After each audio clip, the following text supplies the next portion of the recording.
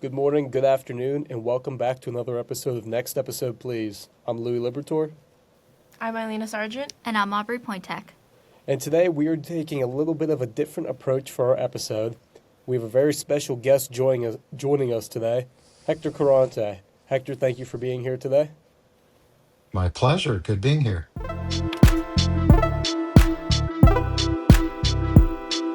And today we're going to be talking about working in the industry and growing up in Southern California with Hector Corante. Hector, would you introduce yourself and tell us just a little bit about yourself? Sure. My name is Hector Corante. I'm a commercial photographer. Uh, been doing this for about 35 or so years, and it all started in Southern California where I grew up. We started, I started out of Cal State Fullerton, actually shooting with film way back when, and I got to see the transition from film to digital in my young career in the '90s. So that's, in a nutshell, how I got started and the kind of technology or lack of technology we had way back when. So, could you tell us your experience growing up in California? Sure. It's how far back do you want to go? Like teen years, watching Mr. Rogers as a 4 year old. I can go way back. Where would you like to But start? Yeah. um, let's see. How much time do we have? Let's start. Let's start in high school. So grew up in Southern California, and I pretty much lived in Anaheim all my life, all through high school and part of college. And then I ended up moving to Fullerton, which was where my university was. I went to Fullerton College, junior college to start out with, which actually James Cameron, surprisingly, attended Fullerton College too, not at the same time.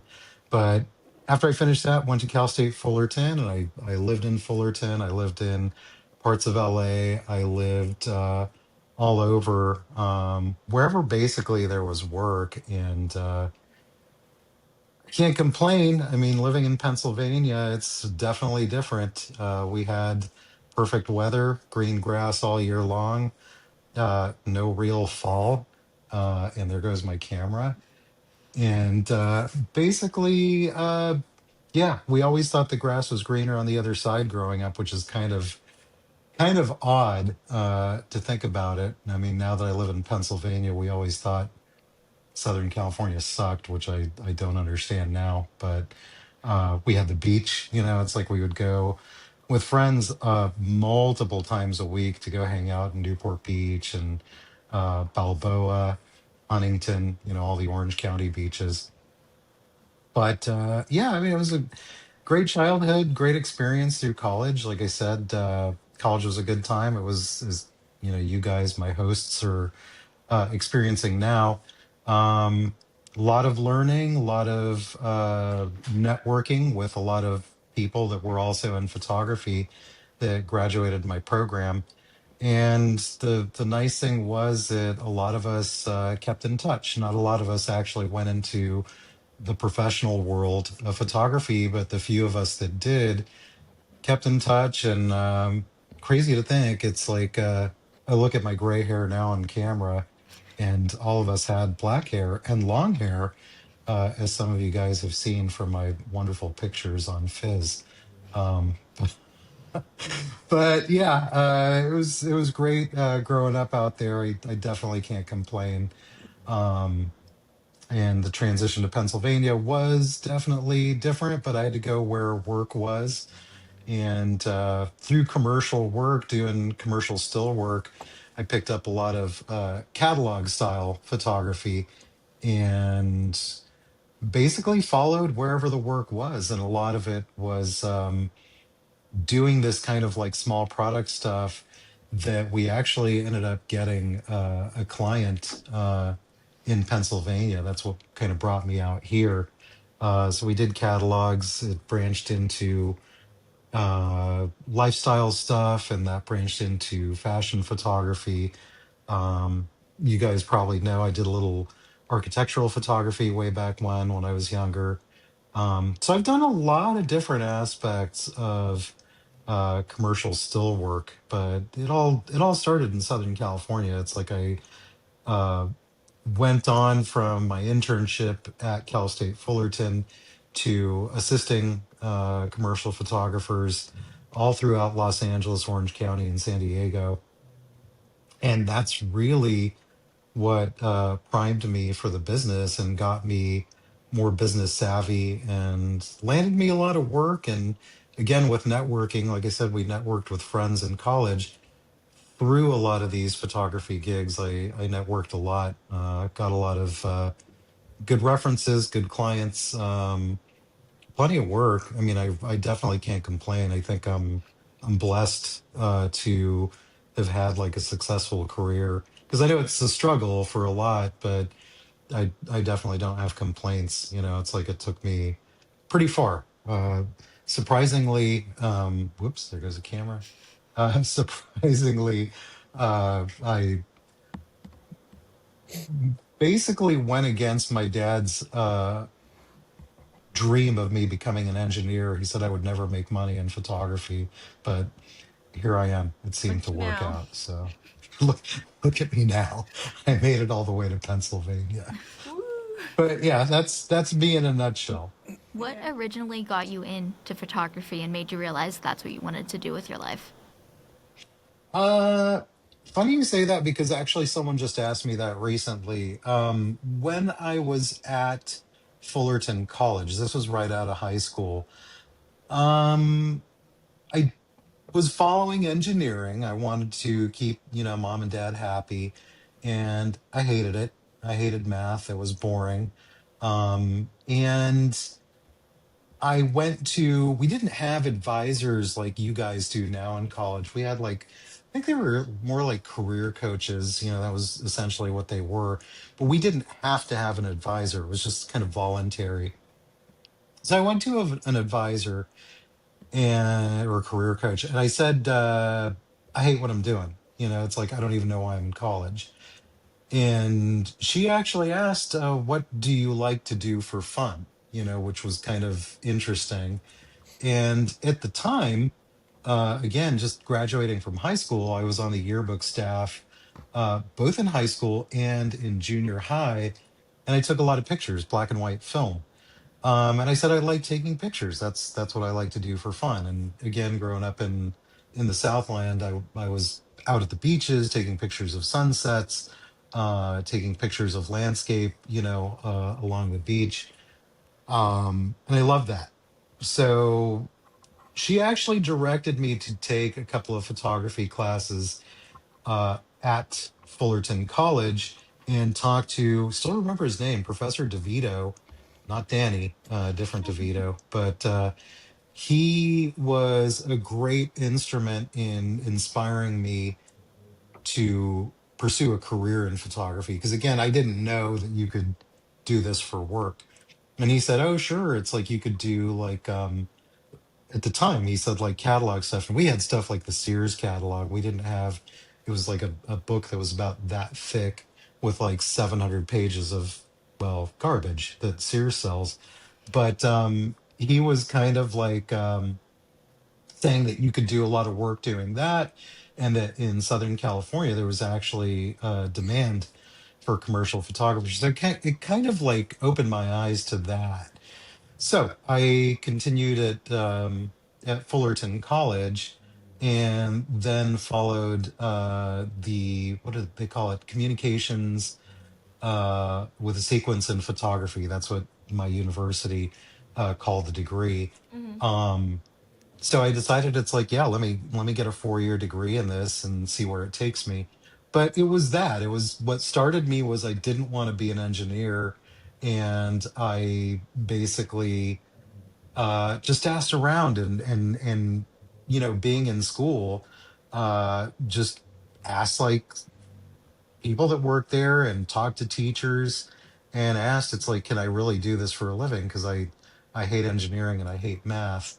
So they kind of pointed me in that direction, and I'd say that's where it took off. That and the internship that I did at Cal State Fullerton. I mean, that's similar to how you got here. Yeah, I was gonna do business, and I was like, that's so boring. I can't do that.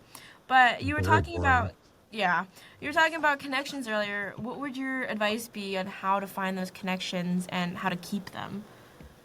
Sure.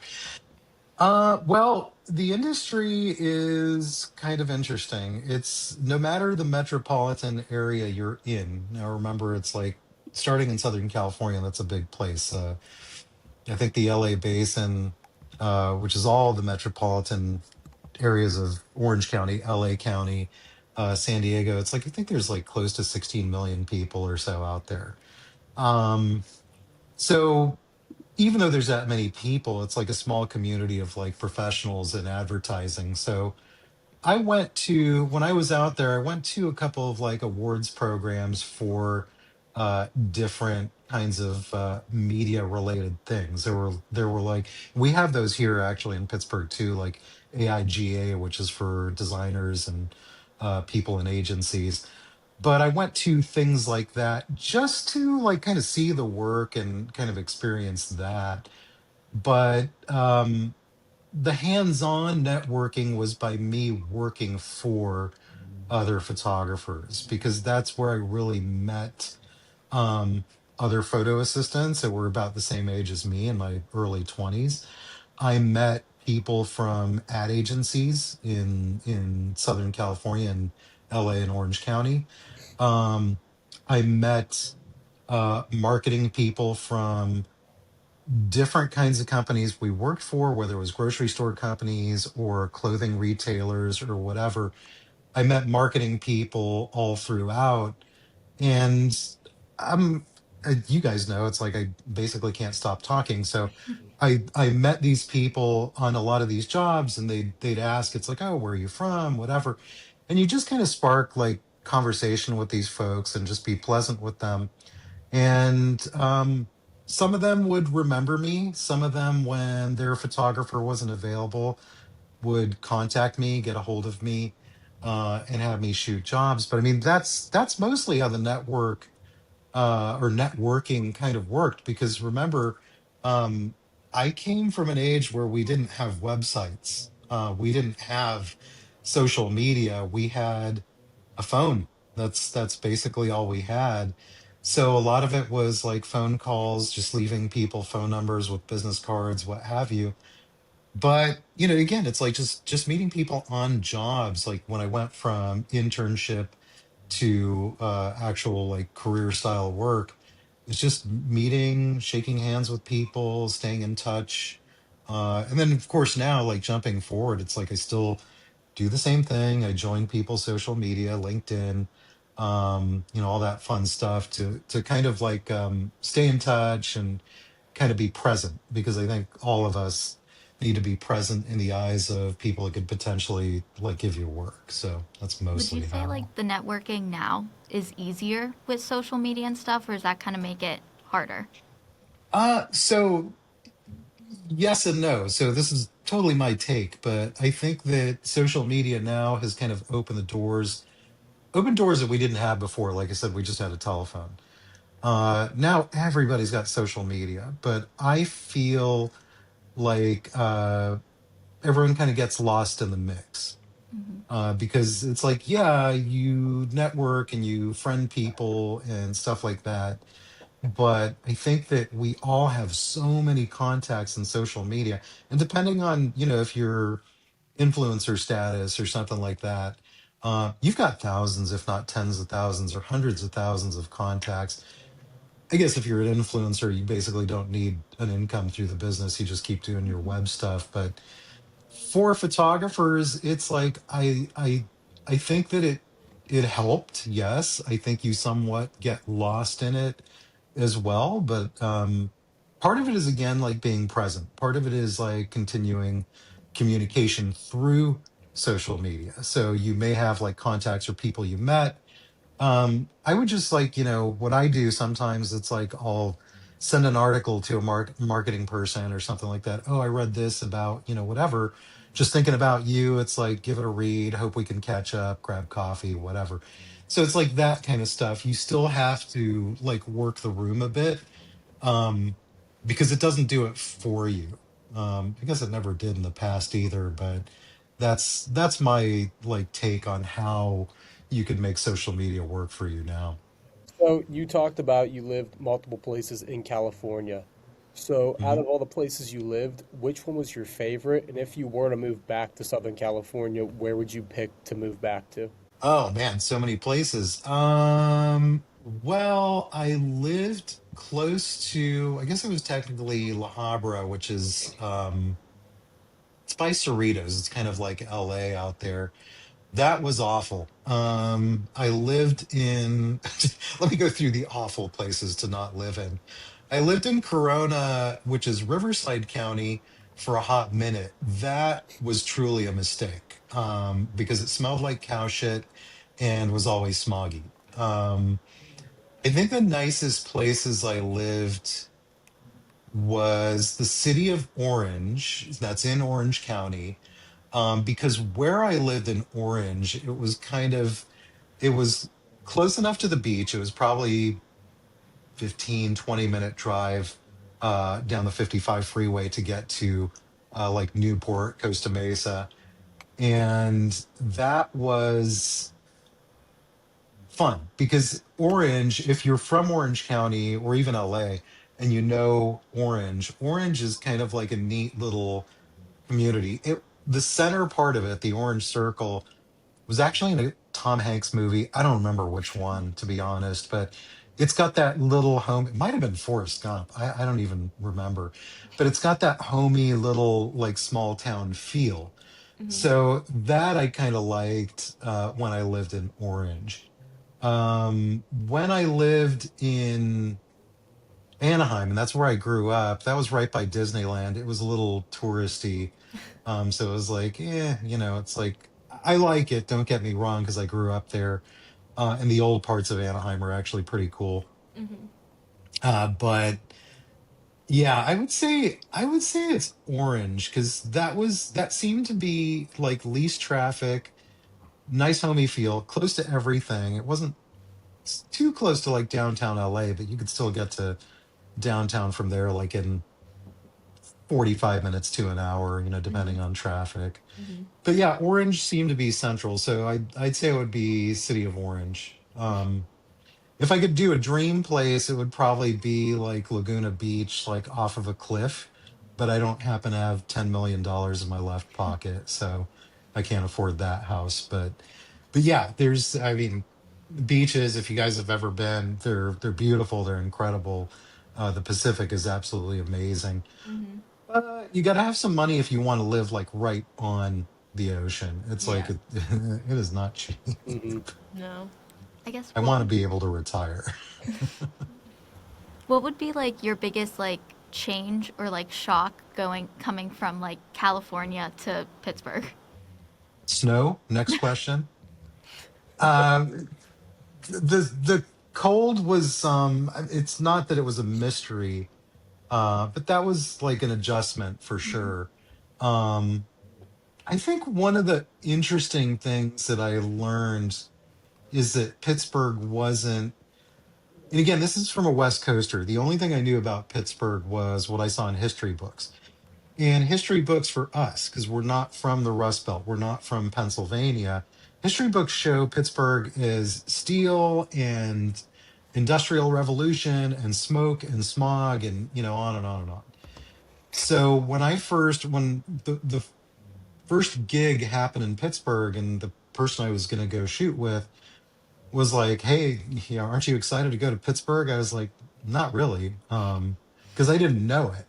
But Hmm. once I came in, it was at night. I remember it's like I didn't really see a lot. I came in through the Fort Pitt Tunnel and I was like, "Wow, this downtown is pretty amazing." And then the next day I saw Pittsburgh and I was like, "This is actually pretty neat." Because it wasn't at all what the picture in my head was like totally different Yeah. from what I experienced. So that was the shocker more than anything. It's like, yeah, I expected the cold. I'm still not a huge fan. But it was like, wow, Pittsburgh is actually a beautiful place. And I said it before to anyone that asks. It's like, if I hated it, I wouldn't be here. It's actually a pretty neat place. So just like reverse of what Aubrey just basically asked you, what advice would you give to someone moving from Pittsburgh if they wanted to try and move to California?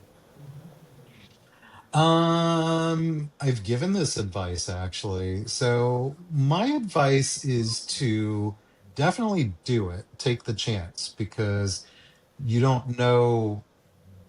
I think when you're young, you really need to experience stuff before you settle on anything. Mm-hmm. Um, but my advice would be to definitely sock away money. Don't go to Southern California poor. And by poor, I don't mean, like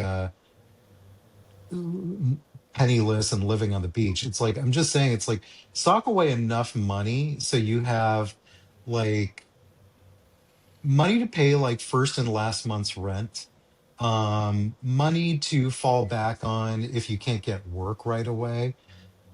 Because if you don't prep with some kind of like money, if you don't have like at least, I would say like 5 to 10,000 bucks just as emergency funds at your disposal, it could prove to be pretty depressing because you're gonna struggle. It's like, and I think that's the hardest part of living there is not being able to fund things with like 10 grand. It's like you'd be fine if you lived really frugally Mm-hmm. with 10 grand and not getting work. You could probably live there for a solid 6 months.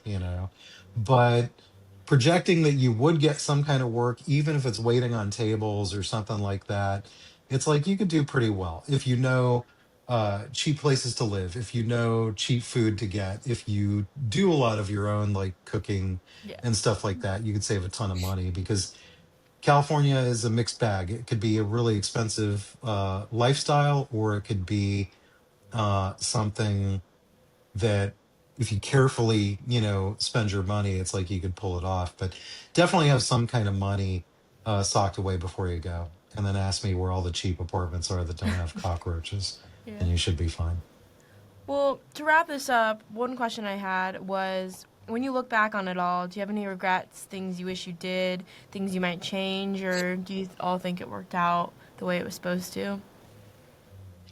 Um, so I think it worked out the way it was supposed to. I think all of us, it's not that my mom always would say, it's like one door closes and another one opens, which is really true. So I don't have any regrets or anything like that. One thing that I wish I did was, and it's not really industry related, but it's success related. This nice lady I worked with when I had a part-time gig in college doing medical transcription, actually proofreading it. I didn't do it. So I could spell weird stuff like esophagogastroduodenoscopy, but Oh. I'll put it up on the chat later. Yeah. But yeah, she had a daughter that did like investing and stuff like that, and she was urging me at the time to sock away, and I was like probably 18 or so years old. She was urging me to sock away $200 a month into an investment fund. Mm. And at that much, in 90s money, she said by the time I hit 40, the account would be worth $100,000, which that's no small amount. But at the time, I was out of high school, just in college, and I'm like, that's my drinking money. It's like I'm not, putting away $200, which was a mistake. It's like I look back at it now and it's like, wow, what a windfall of money. If I decided to cash it in at 40, what a windfall of money to have, like 100 grand just for putting away a couple $100 a month. So yeah, like I said, it's more life advice. It's like definitely for younger college students. Um, do not let time slip by without like setting up some kind of investments for yourself. It Mm-hmm. doesn't have to be a lot. It could be, yeah, by today's money, it could be 50, 100, 200, whatever you can afford to do. put some money away. Talk to if your parents have a financial advisor, talk to them. If not, get a hold of one. They are free. They work on commission from your investments. But yeah, I would do that. So that's Yeah. the only like I said, it's not really a regret. I mean, knock on wood, it's like I did well, and I'm not in a situation where I need assistance or anything like that. But yeah, that's what I would say. Like for anyone, it's like definitely start socking away money as a kid. Mm-hmm. Mhm. Just before we wrap up, I do want to ask you one more thing. I want to get your reaction to going viral on Fizz. How did you feel about that? They're Next question. celebrity. I know that was weird. I actually I shared that with a cousin of mine that teaches at University of Arizona, and he's, he says you should be flattered because the kids are like going around saying good things because he said most times a professor ends up on that social app, Fizz. they're like shit talking him. So it's like, so I was like, yeah, I thought it was hilarious. I thought it was strange. Like I said, I didn't find out from the commercial class. It was my afternoon class. A group was just kind of huddled around, and they looked like they did something bad when I walked in. And I'm like, what is going on? They're like, dude, you're trending on Fizz. And I'm like, what the hell's Fizz? It's like I had no idea. So yeah, I'm flattered by it. I got a laugh out of it. And even like I guess the people that work at Saxby's, they're like, your students must like you. And I'm like, what? I'm just getting my coffee. But because of my name, they know who I am, and they're like, oh yeah, you're trending on Fizz. I'm like, what the hell is going on here? So Well, the goal yeah, should it's be it's the whole flattering. campus to know who you Mhm. are. Exactly. You can't go anywhere without people being like, "Oh my God, is that him? That's him." Like you could tell it started as a joke, but then Yeah. people started adding like heartfelt stories about like how you changed their life. Yeah. I love it. I love it. It's like it's hilarious to me. I mean, I really, genuinely, um, I do love all you guys, all my students. Like if you're my own kids, and I do hope that I change your lives some way, somehow, For the in a better. positive like light. So it's like I love hearing that, and I love that you guys are all getting a laugh out of it too, because I think it's sweet. I think it's really sweet. Well, we all know if this fails, if anything happens and AI takes over your job, you could be a motivational speaker for RMU kids, helping them through it all. Because no one can Yeah, I'll replace get my that. next degree in like counseling or something like Yeah. that, so I can Yeah. do it without worrying about getting arrested. Yep. Although I've been told by Louis that I give good dating advice, which I You didn't do. know. It's He very had true. I mean, just look at You helped Jason. me. Hmm. right, exactly. It's like come to me. It's like my what is it the Monday 2 o'clock hour of grievances or whatever you want to Hmm. call. Hmm. Man, people are gonna hear this and start. You gotta have to start charging now. Oh yeah, seriously. It's like what should I do? Like 150 an hour probably. Minimum. All right. Oh, Well, you Hector, kids. I'd like to thank you very much for coming on our podcast as our guest today. Yes, thank you. Yes. Hey, thank you for having me. And I'd like to thank everybody out there who watched and listened along with us today.